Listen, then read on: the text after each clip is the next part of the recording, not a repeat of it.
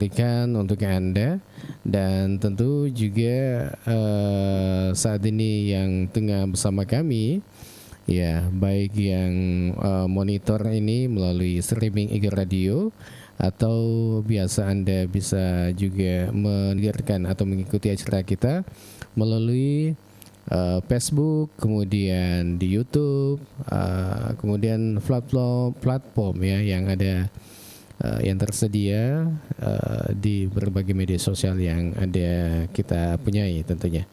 Ya, saya sapa dulu Bang Ilo yang saat ini sudah ada di studio 2, sudah standby. Assalamualaikum Bang Ilo.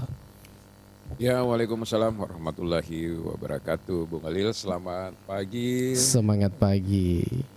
Iya, semangat juga ya. Iya. Pagi-pagi ini khusus di Baru Kota ini lagi hujan ini. Oh, hujan deras ya, Bung. Wah. Malah kalau di daerah studio 1 di sana, kalau di sini hujan ini, hujan deras. Iya. Kalau di sini kayaknya masih belum ya? hujan iya. Okay. Jadi kemarin ini juga kita ada kejadian ini, beberapa kejadian yang kemarin terjadi. Iya. Kejadian apa itu?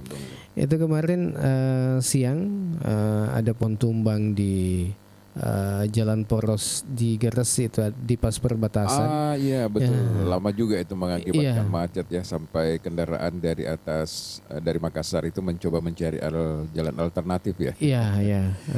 Ini dia jalur alternatif itu dari PKPAO ya. PKPAO ya. Iya, PKPAO ke Lajari, kemudian tembus ke Baru Kota Sumpang ya.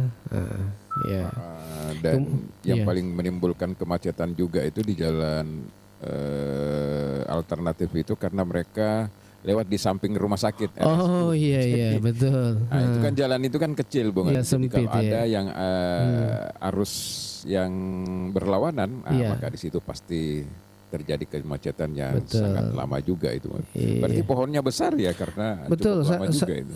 Karena satu ini bagi saya lihat satu badan jalan itu, satu badan jalan yang ditutup. Ditutupi semua. Iya. Iya, kemudian memang angin sedikit kencang juga memang kemarin itu. Kemarin itu ada kejadian juga di daerah Butue. Kalau saya tidak salah itu banyak ini rumah yang atapnya terbang itu rusak. Akibat angin kencang ini. Angin kencang ya. Iya. Jadi angin itu sebenarnya masih bukan puting beliung ya yang berputar itu, tapi sudah menimbulkan bencana atau kerusakan di masyarakat ya. Kita berharap mudah-mudahan hari ini, karena hari ini juga hujan deras tapi anginnya tidak terlalu kencang, Bang Ali. Iya. Bang Ilo, selain itu mungkin ada berbagi informasi juga ini dari teman-teman kita yang saat ini lagi mengikuti ya. Ada apa lagi kemarin itu. Iya, yang hangat-hangat ini kan mau pemilihan kepala desa ini Bang Ilo mau pemilihan kepala desa di 12 desa. Betul. Di 12 desa di Kabupaten Baru ini. Wah, ini kalau tidak salah itu sisa 5 bulan lagi nih.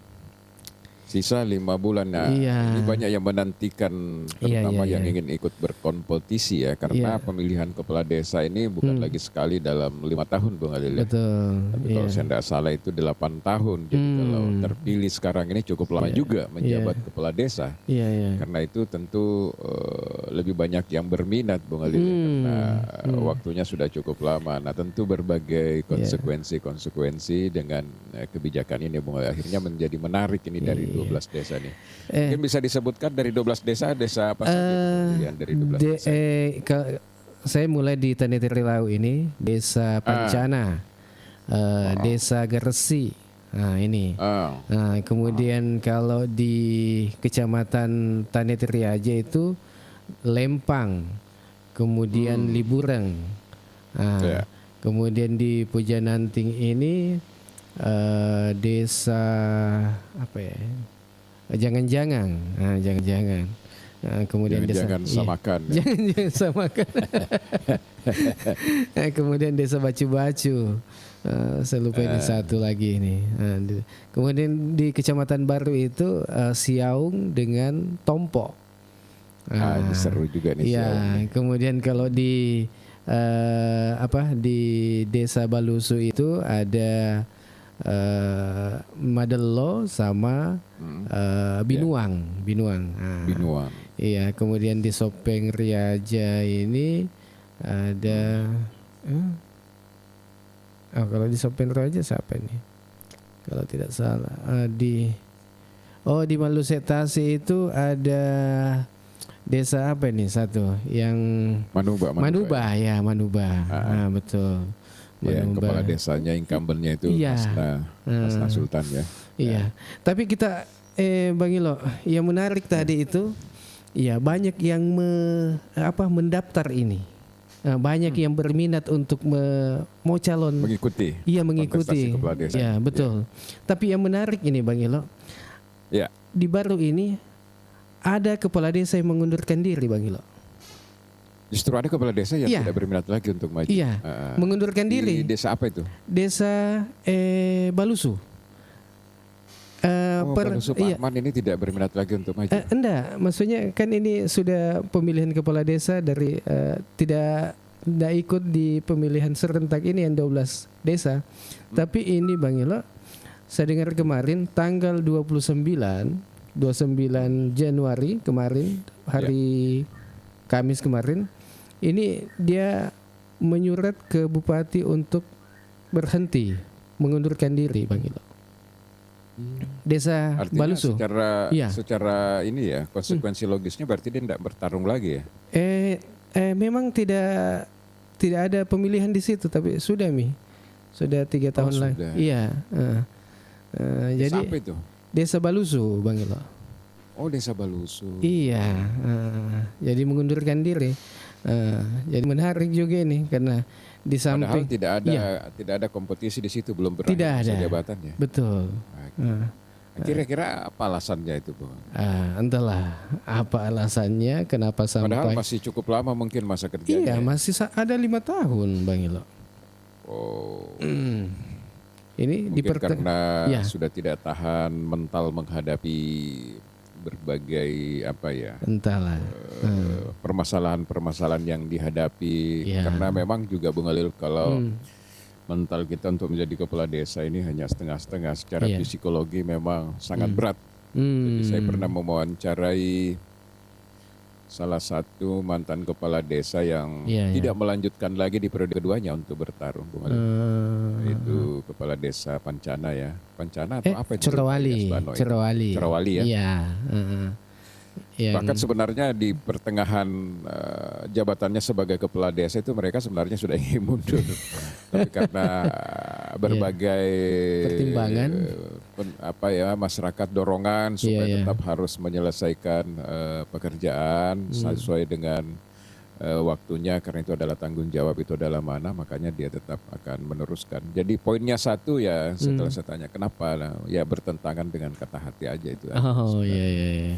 Bertentangan. Jadi secara psikologi juga mempengaruhi kesehatan dan sebagainya, Bung Halil ya. Karena ya itu tadi praktek-praktek yang membebani gitu, Bung Halil ya. Mungkin teman-teman kepala desa juga sebenarnya sudah memahami bahwa itu sangat membebani sebenarnya ya.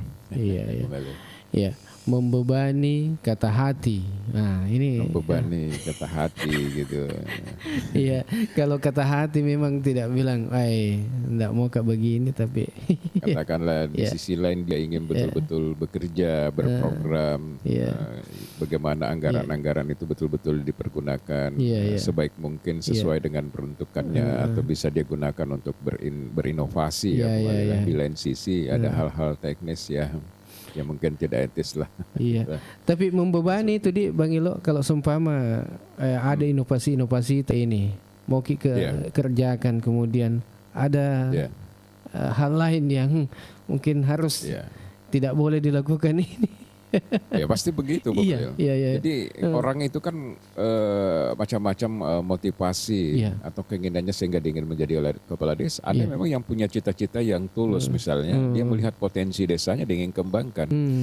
Tetapi dengan kondisi hari ini, katakanlah ADD saja kalau sudah kurang lebih hanya 300 juta, ya mau ngapain Bung Alil? Sementara yang lain-lain itu kan semuanya sudah ada item-item anggaran yang istilahnya tinggal disalurkan saja, tinggal menjadi penyalur saja kan?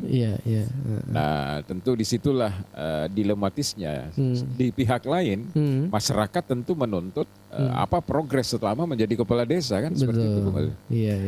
Agak temu pigau. Gaya rite secara fisik maupun pemberdayaan belum ada kelihatan. Di pihak lain mereka tidak menyadari bahwa peran kepala desa sekarang ini untuk berinovasi di dalam program kerja ya semakin terbatas Bung Ali.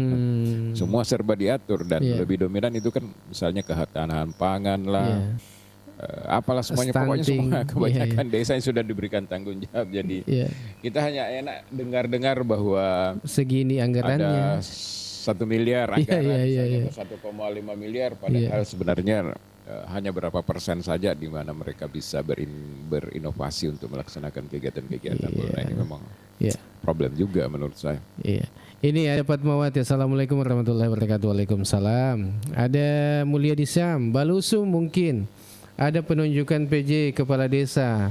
Baru pemilihan antar waktu untuk 3 tahun ke depan. Bukan lagi 3 tahun ke depan, tapi masih ada 5 tahun. Iya, masih ada 5 tahun ini Bang Ilo.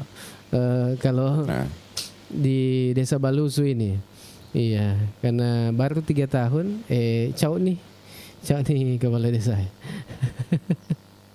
Iya, tapi mungkin bisa nanti kita korek-korek lagi.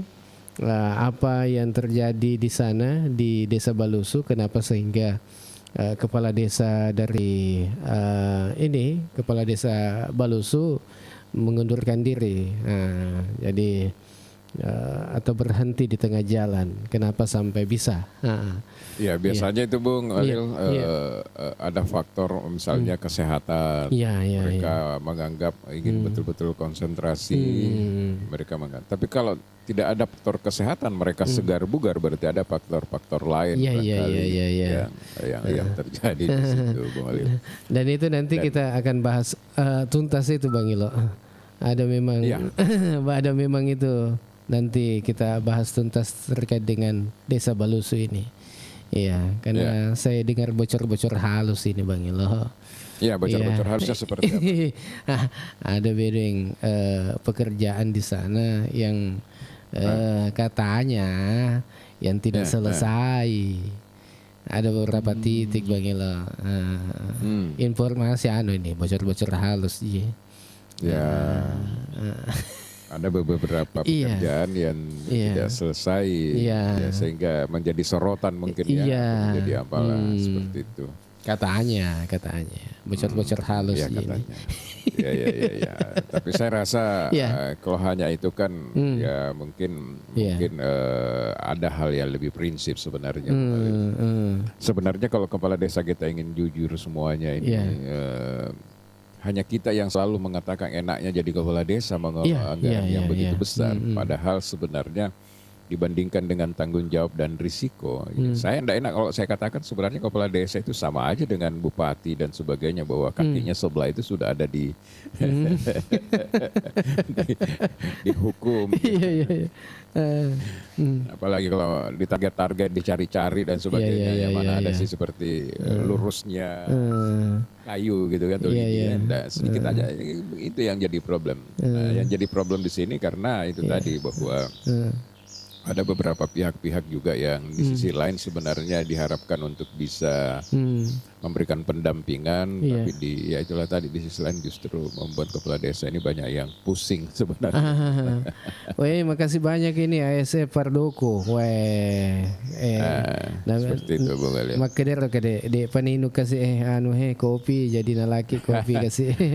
Ya makasih banyak, sehat selalu. Tapi yang menarik memang ini Bung Ali, yang perlu kita bicarakan ini yang 12 desa yang mempersiapkan diri untuk melakukan pemilihan kepala desa. Apa-apa kira-kira kriteria yang harus dilakukan oleh masyarakat untuk memilih kepala desa yang baru. Apakah kalau misalnya memilih kembali incumbent atau mencari alternatif pemimpin yang baru.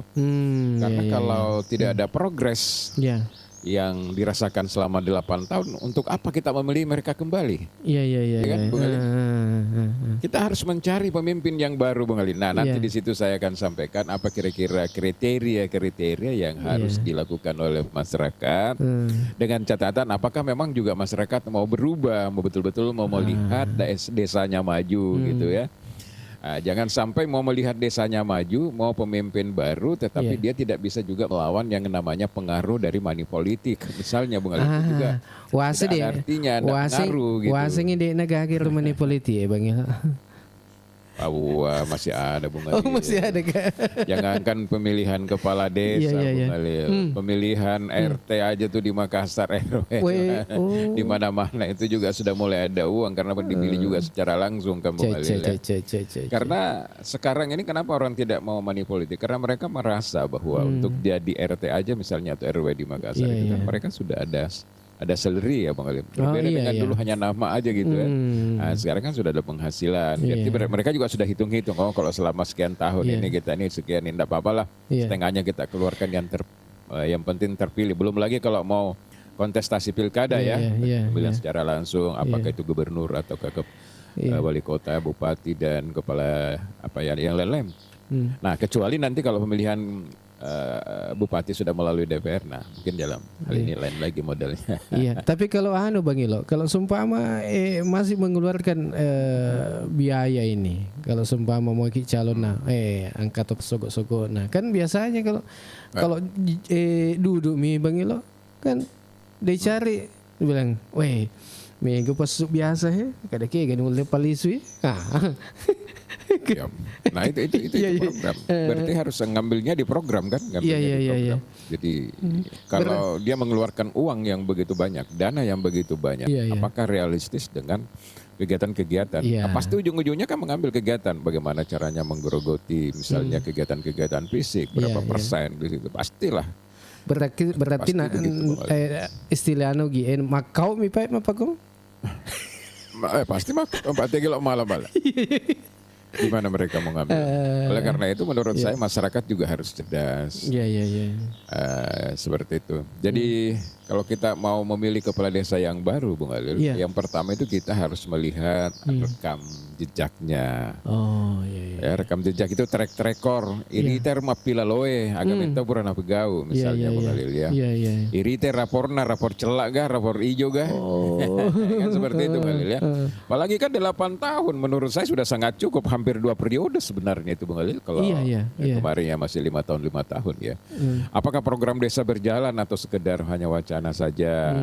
Dana desa terasa manfaatnya atau hanya habis di papan proyek?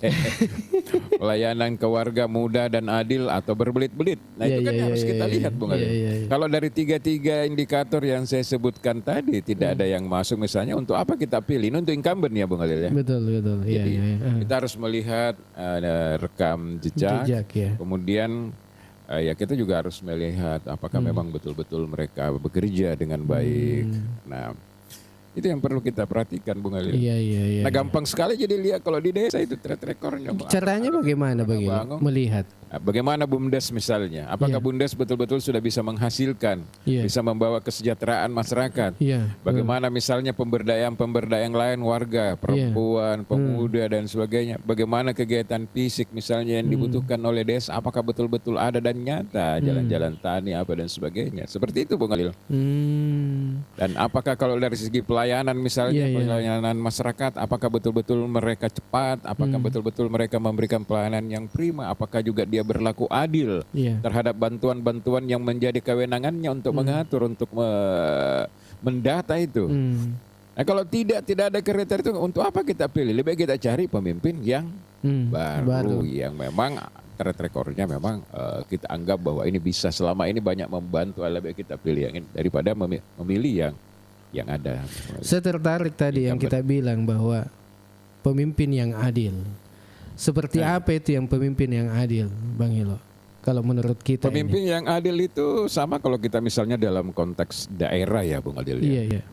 selalu kan kita dengar itu pemimpin yang adil itu adalah pemimpin yang begitu menjadi kepala desa maka dia menjadi pemimpin yang amanah. Karena bagaimanapun juga pada saat mau maju kan ada sekat-sekat Bung Ali, ada paksi-paksi.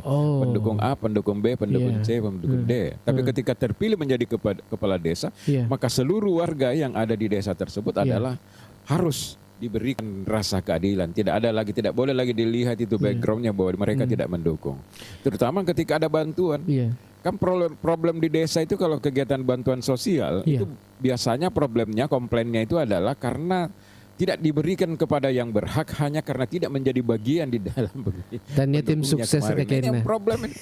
Tania tim sukses. Jadi dalam konteks yang besar turun juga ke persoalan-persoalan yang lebih di bawahnya seperti pemilihan kepala desa. Nah inilah yang banyak biasa komplain ketika pusat misalnya meminta data BLT atau apalah dan sebagainya mereka tidak masuk.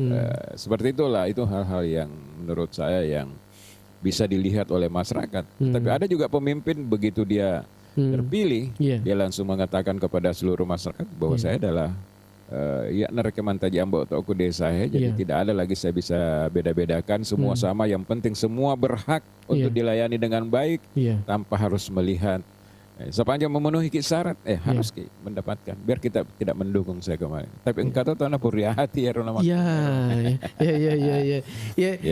dah terbiasa man maka dia tahu kedua kepala desa engkau tahu oknum kepala desa na purya timoto maka dah pada kede dendam kena kede agak biasa na pegawai apalagi tim sukses na lawannya wah akada ai dega agam.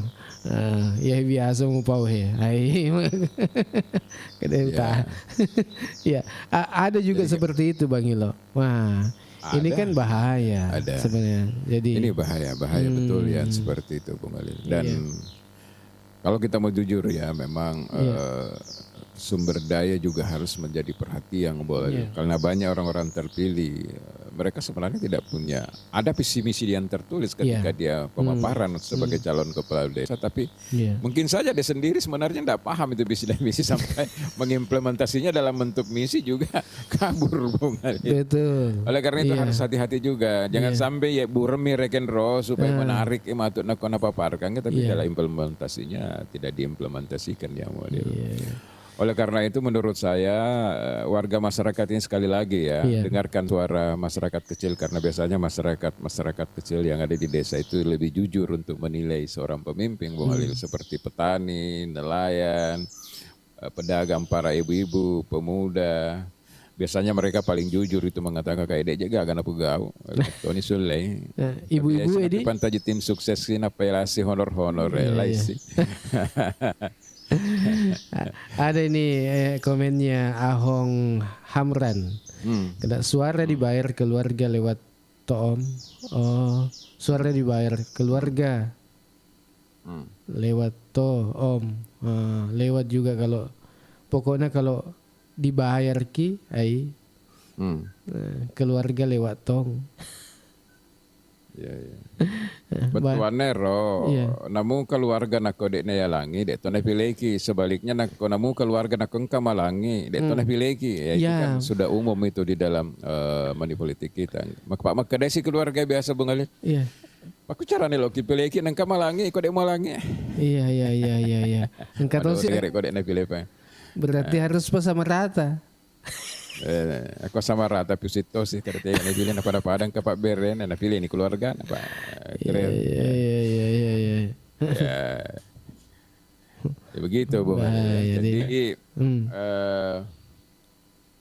bagi masyarakat yang ingin memilih kepala desa, bandingkan dengan penantang juga secara fair, secara adil gitu loh. Maksudnya dilihat juga apa yang menjadi program dan track record incumbent, karena rata-rata incumbent pasti ini. Kemudian tapi jangan juga kita menutup mata dengan calon-calon yang baru, karena jangan sampai mereka jauh lebih baik, Bung. Siapa tahu gagasan mereka lebih jelas, lebih realistis, kemudian paham berbagai regulasi yang ada di desa, kemudian punya integritas dan keberanian, Bung Alil ya. Yang baru ini, jadi yang baru itu belum tentu kalah lebih baik daripada yang incumbent. Disinilah perlu kejernihan bagi masyarakat yang ada di desa itu untuk melihat kalau memang mereka punya visi atau mindset ingin melihat desanya jauh lebih maju, Bung Alil, seperti itu.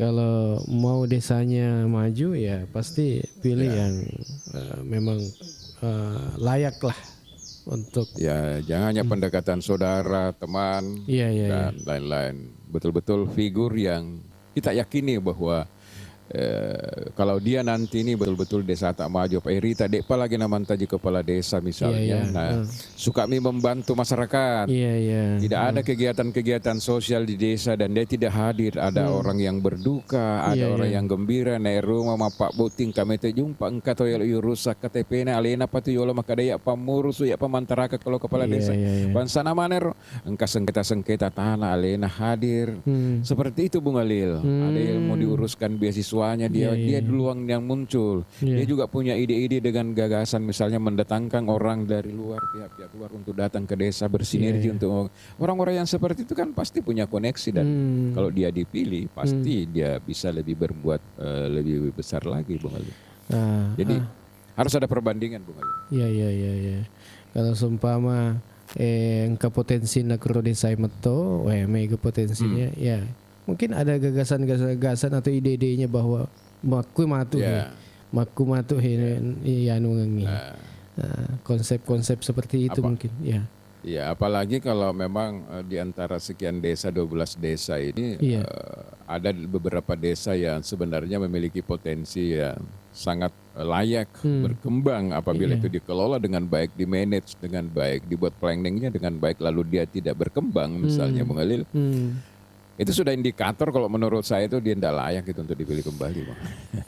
Kalau di antara 12 desa ini Bang Ilo, yang kita lihat ini potensi yang ada di 12 desa ini, contoh saja ya Bang Ilo, desa apa itu yang di baru ini yang banyak potensinya kita lihat? Ya, salah satu kalau menurut saya Pancana itu punya potensi, Bang Alil. Wah, Pancana ya. Pancana itu kalau kita lihat di sana punya histori, punya sejarah kan sebenarnya. Tidak enak aja kalau kita bilang pusat perikanan laut terutama yang kedua barangkali dibandingkan dengan daerah Sumpang yang ada kita punya TPI Bung Alil ya. Bahkan kalau kita lihat di Pancana dulu kan sangat dikenal dengan salah satu desa yang punya ikan awu-awu ya. Dan sekarang juga di sana itu ada kegiatan rumput laut ya Bung Alil. Iya betul, rumput laut juga ini, budidaya rumput laut yang sedang berkembang juga ini. Ya, dan ada juga objek-objek wisata yang sementara dikelola oleh masyarakat. Pancana salah satu menurut saya desa yang sebenarnya ketika memiliki konsep pemberdayaan yang bagus terhadap masyarakat pesisir misalnya, perempuan dan nelayan dan sebagainya dan kelompok-kelompok lain itu cukup bagus juga karena mereka punya potensi. Nah di sini ya tentu kita harus lihat bagaimana bumdesnya bisa berkembang, kemudian bagaimana kelompok-kelompok nelayan bisa berkembang dan sebagainya yang ada di desa. Dia bisa secara spesifik sebenarnya di situ lebih banyak konsentrasi di memanfaatkan pesisir sebenarnya Bung Alil dan laut untuk empowerment ya pemberdayaan masyarakat yang ada di sana. Nah sekarang tinggal masyarakat melihat bagaimana selama ini kan seperti itu poinnya Bung Alil. Karena incumbent juga di sini Bang Ilo. Iya. Sama juga Gresik ini incumbent juga. Kemudian di Siaung juga incumbent. Begitupun juga di Tompo incumbent. Rata-rata incumbent ini Bang Ilo. Iya, rata-rata incumbent. Jadi ada juga di Madelo, incumbent juga sama Binuang. Nah ini incumbent juga ini. Binuang di mana itu Binuang? Oh Binuang itu yang jalan masuk Lapau Balusu ya. Yang masuk permandian betul. ya. Betul. Itu potensi juga ini kan? juga Binuang ini menurut saya memang juga harus melihat. Cuma di Binuang itu agak sulit juga sebenarnya untuk bagaimana ya karena di situ ada semacam apalah lebih ketokohan sebenarnya pendekatannya di situ, Bung Alil ya. Lebih kepada ketokohan. Tapi meskipun sebenarnya lebih kepada ketokohan, mestinya siapapun nanti yang terpilih dari background apapun misalnya, Bung Alil, apakah bangsawan atau apa, tapi tetap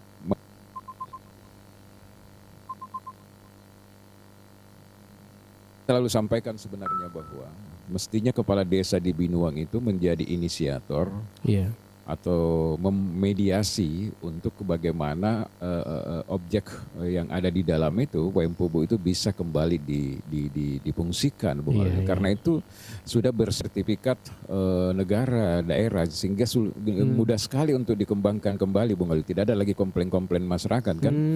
Nah, tinggal memang kita butuh pemimpin di sana untuk lebih proaktif. Bagaimana membangun komunikasi dengan camat, bagaimana membangun komunikasi dengan Kadispora, bagaimana membangun komunikasi dengan bupati misalnya, sehingga semua pihak-pihak yang ada di dalam ini bisa bersinergi secara bersama-sama untuk berbagi peran. Sehingga kolam renang yang ada di sana yang standarnya sudah standar nasional, itu betul-betul bisa difungsikan, Bung Alil. Sayang anak-anak kita kan harus latihan misalnya ketika mau mendekati Porda, Praporda, harus ke Parepare, harus ke Pangkep. Padahal kita punya kolam renang yang standar nasional. Kalau di sana dibangun kembali, baru dibuat sport center, orang bisa olahraga-olahraga kecil seperti voli, tenis dan sebagainya, maka Wempubu ini bisa menjadi ramai. Dan cukuplah desa menjadi startup gitu. Maksudnya dia kan punya dana, punya anggaran. Misalnya apa yang harus dilakukan mulai dari kecil-kecil, sambil misalnya menunggu pihak-pihak lain untuk sama-sama bersinergi untuk membangun itu. Itu sebenarnya yang saya lihat kalau di Binuang, Bung Alil. Satu saja yang dimunculkan misalnya 8 tahun ke depan, dimulai nanti ketika terpilih ini menjadikan Wempubu itu sebagai prioritas dan dia bisa wujudkan. Saya yakin support dari daerah saya yakin ada, Bung Alil. Tapi memang harus dimulai dulu dari desa itu, Bung Alil. Karena di Baru ini kita tidak punya kolam renang, Bung Alil, ya standar ya. Coba orang kalau mau berenang-berenang di kolam itu paling dia ke Diana Waterford ya, Bung Alil, ya. Nah, dan di sana itu tidak identik dengan kolam renang untuk tempat misalnya olahraga. Dan di sana sebenarnya itu ada kolam anak kecil, tinggal dibangunkan gazebo rumah untuk istirahat, dibuatkan kafe. Dan ditata lagi dengan baik layoutnya dalam, saya yakin dan pasti ramai. Apalagi kalau digabung dengan sport center sedikit. Bisa jadi apa ya, tempat wisata juga Oh, luar biasa itu, Bung Alil. Penghasilannya pasti ada, apalagi sumber mata air di sana kan masih ada, Bung Alil. Tinggal sebenarnya di periodenya Pak Suwardi Sende Asala tahun berapa itu? Pernah dikerja keramiknya itu, Bung Alil. Jadi keramik dasar dikerja. Tetapi sayangnya waktu itu karena COVID-19 tidak disertai dengan papan luncurnya, tidak disertai dengan ruang ganti, toilet dan sebagainya, sehingga tidak bisa difungsikan dengan baik. Malah kalau pernah saya turun ke sana itu jadi kolam ikan, Bung Alil, taruh bale. Oleh masyarakat daripada kapan lele gak guna, taruh bale, Bung Alil. Lele jumbo kapan di tempat ikan. Bale Nila. Jadi kalau saya datang ke sana pernah saya ambil fotonya, ngeri juga itu, sudah semua kelihatan angker sekarang sudah kalau datang. Padahal aksesnya sudah bagus. Aksesnya kita bisa lewat dari Balewe, bisa lewat Hombes itu kan, jalannya sudah masuk, sudah pernah dibuat oleh pemerintah, bagus, langsung tembus ke sana. Kemudian bisa juga lewat Binuang masuk itu, Bung Alil, ya, bisa masuk ke dalam. Dan di situ, Bung Alil, bukan hanya orang bisa datang melihat Wempubu, tapi di situ penuh juga cerita tentang kerajaan. Di situ ada di dalam kan ada Suraja dan sebagainya. Jadi ada budaya seperti yang setiap tahun dilaksanakan, seperti apa itu yang pukul-pukul itu setelah doa syukuran setelah panen misalnya, Bung Alil. Apa denda? Itu kan cerita-cerita bagus sambil kita melihat bagaimana histori kerajaan di sana. Ya jadi, keluarga inilah sebenarnya menurut saya yang harus aktif ini untuk bagaimana membawa desanya menjadi desa yang mempunyai brand. Karena dia punya kolam renang standar nasional dan daya tarik apalagi yang ada di dalamnya. Karena tanah di dalam itu luar biasa luasnya. Itu Binuang ya, potensinya Binuang ya, Bung Alil. Kalau tadi kita bahaskan Pancana, kita bisa bahas sebenarnya satu-satu desa ini potensinya apa. Ya, seperti itu. Karena hampir sebagian, kecuali jangan-jangan ya, kecuali di Pujananting, hampir semua desa yang kita sebutkan tadi itu ada semua garis pantainya. Kita bicara Garesi misalnya. Garesi kan juga ada Bung Ali. Lajari itu kan. Betul. Pancana seperti itu. Begitupun juga Madelo misalnya. Binuang pun juga. Ada juga garis pantainya kalau kita masuk ke dalam. Begitupun juga Madelo. Nah, tapi kan tidak kelihatan di permukaan. Tidak ada brand, tidak ada yang kita dengar bahwa kalau kita bicara tentang Binuang, kita bicara tentang kolam renang. Ketika kita berbicara tentang Pancana, kita berbicara tentang ikan segar. Mau makan ikan segar dengan aneka-aneka ini kita datang ke Pancana. Kan? Kita belum dengar yang seperti itu. Kalau kita bicara terkait dengan Madelo ini, Bang Ilo. Madelo ini kan banyak potensi juga di situ.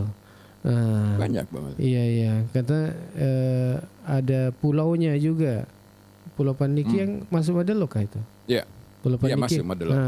Ini juga tantangan sebenarnya, dan potensi besar yang ada di Madelo ini sangat luar biasa juga. Betul. Ini. Kemudian jadi Madelo sama konsepnya tadi dengan Binuang.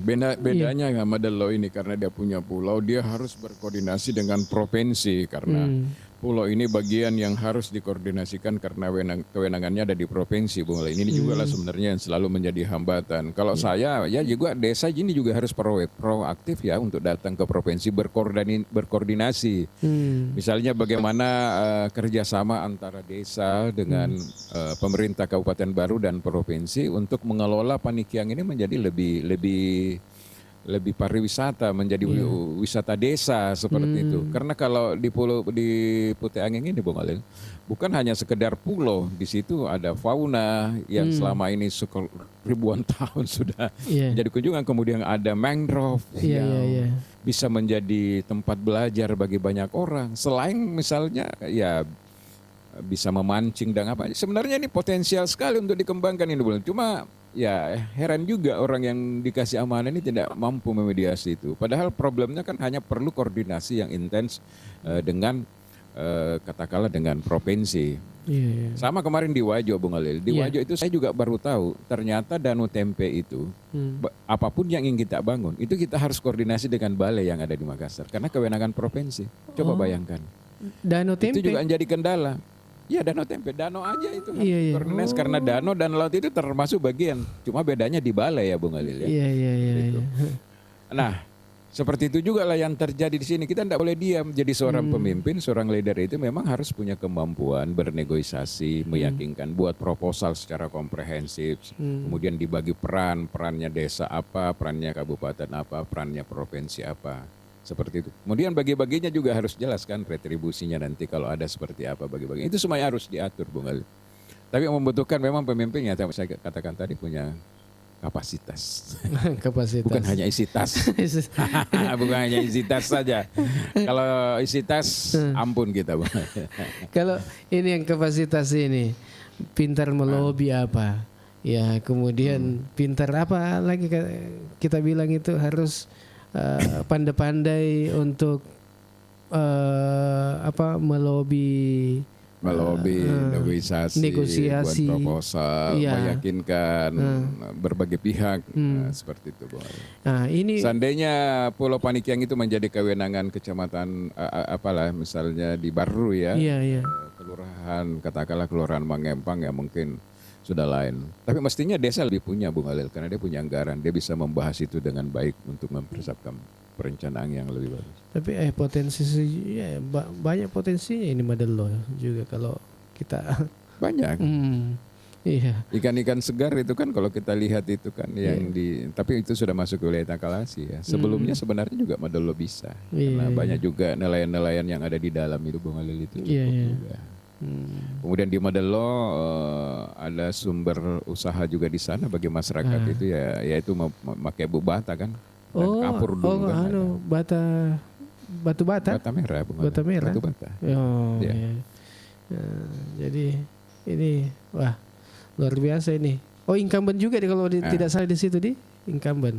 Iya, incumbent Parman. Jadi misalnya kalau masyarakat yang sudah punya sumber batu bata itu, kemudian masyarakatnya dibawa belajar ke Makassar lah, karena di Makassar juga sudah banyak pabrik-pabrik misalnya bata ringan ya. Iya. lalu itu adalah menjadi kegiatan Bumdes sepanjang bahan baku lokal ada lokasi. Semuanya kan bisa jalan Bung Galil. Ngapain orang pesan lagi di Kima ambil cuma batah ringan saja tuh.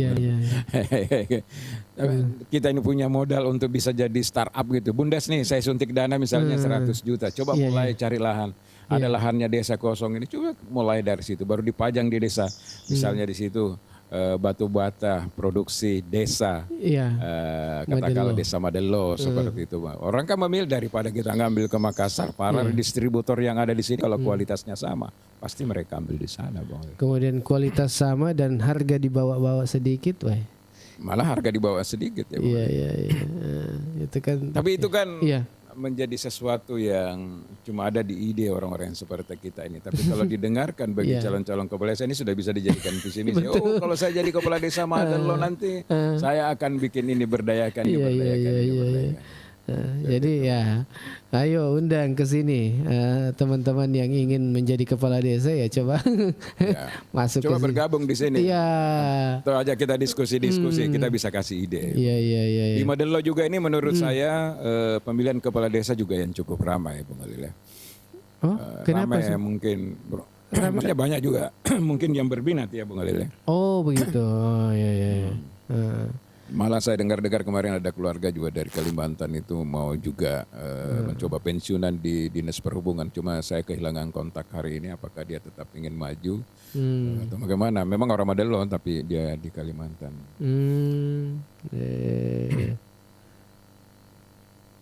Ya kita tunggu dulu jeda Bung Alil, mungkin ada telepon.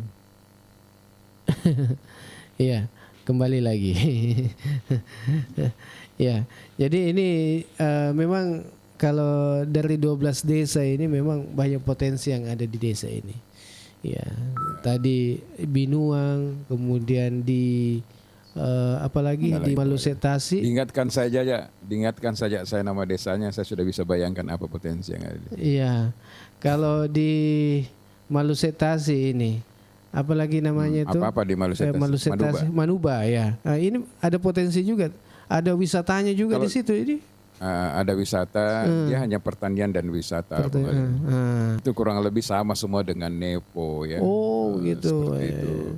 Ada objek wisata juga. Iya. Mau sama dengan Slebes Canyon lah yang ada di sana. Selebihnya adalah pertanian, Bung Ali.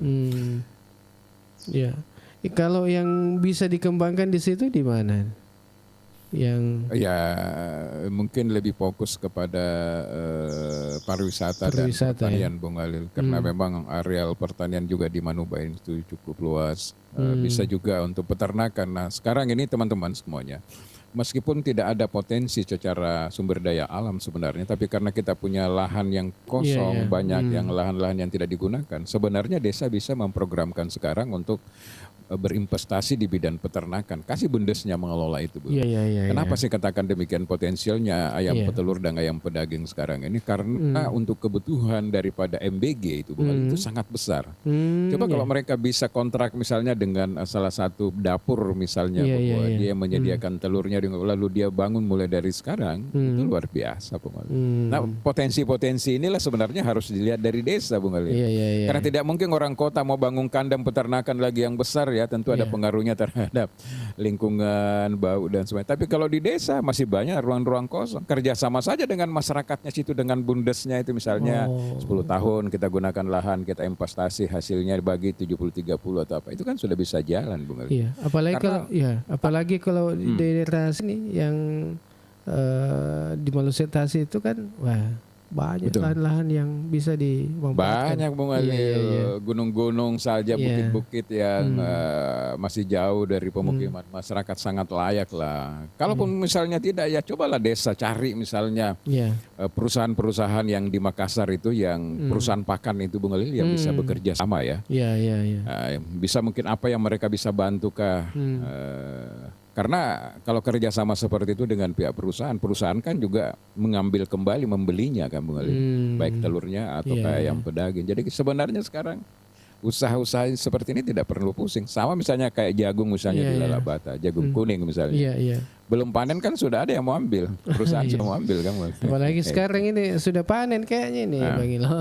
Sudah panen. Saya dengar dari Pak Harul kemarin sudah mulai panen dan dia juga sudah punya beberapa lahan, beberapa hektar tanam jagung kan. Seperti itulah menurut. Maksud saya kepala desa ini harus melihat itu. Pakailah konsepnya Purbaya, ngapain juga uang disimpan gitu. Harus digunakan. Tapi harus percaya sama bundesnya. Kopdesnya juga, apalagi kopdes nanti ini benar harus berperan. Ini juga yang kita ada yang kita bilang harus percaya sama bumdesnya. Kalau harus percaya. Sebaliknya Bang Ilo, kalau seumpama ada kepala desanya yang mungkin pemerintah desa yang tidak percaya dengan bumdesnya apa, bagaimana itu? Atau pemudanya bagaimana itu Bang Ilo? Tidak bisa Bung Alil. Sepanjang dia membuat program secara real, harus diberikan kepercayaan, harus diberikan. Kan kita kepala desa kan bisa mengawasi Bung Alil, bisa mengontrol itu. Tidak boleh kita nanti merasa bahwa mau memberikan, mengeluarkan dana untuk Bundes kalau misalnya keluarga kita, paman kita, keponakan kita yang menjadi ketua Bundes, nggak boleh seperti itu, Bung. Karena Bundes itu kan untuk kepentingan masyarakat. Dan Bundes ini jelas-jelas dia menjadi aset desa. Beda dengan Kopdes Merah Putih Bung Alil. Kalau Kopdes Merah Putih itu bukan asetnya desa, jadi Kopdes Merah Putih itu pemiliknya adalah anggota yang ada di desa itu. Tapi kalau Bumdes itu betul-betul aset desa. Oleh karena itu menurut saya sayang dengan usia desa yang sudah cukup, menurut saya ini kalau belum ada kegiatan-kegiatan usaha desa yang real dikelola oleh Bumdes yang bisa hasilnya dirasakan oleh masyarakat setempat. Oke, Bang Ilo, bisa mungkin tunggu-tunggu dulu Alil ini karena saya mau jemput dulu sebentar. Ya paling 7 menit lah. Kita barangkali Bung Alil karena sudah jam 10 juga sudah jam 10 ini kita closing saja. Closing saja. Nanti besok kita lanjut lagi dan besok itu ada yang menarik juga sebenarnya untuk kita diskusikan Bung Alil. Ini kehadiran Bupati baru di Masjid Raya, Masjid Raya baru ya Bung Alil ya. Yang itu menurut saya satu hal yang sangat positif dan perlu kita berikan apresiasi. Karena itu akan menjawab sebagian keraguan. Pihak-pihak tertentu yang menganggap tidak mungkin itu dilanjutkan atau dibiarkan mangkrak, tapi karena Bupati datang maka ini menarik untuk kita bicarakan. Betul. Karena saya lihat ini Bang Ilo, yang menarik juga di situ di Masjid Raya kan ada itu jalanannya yang di depan itu kan sudah di dipasang paving block. Dan sudah. Nah itu sebenarnya nanti itu nanti istilahnya dia ada selasar nanti situ.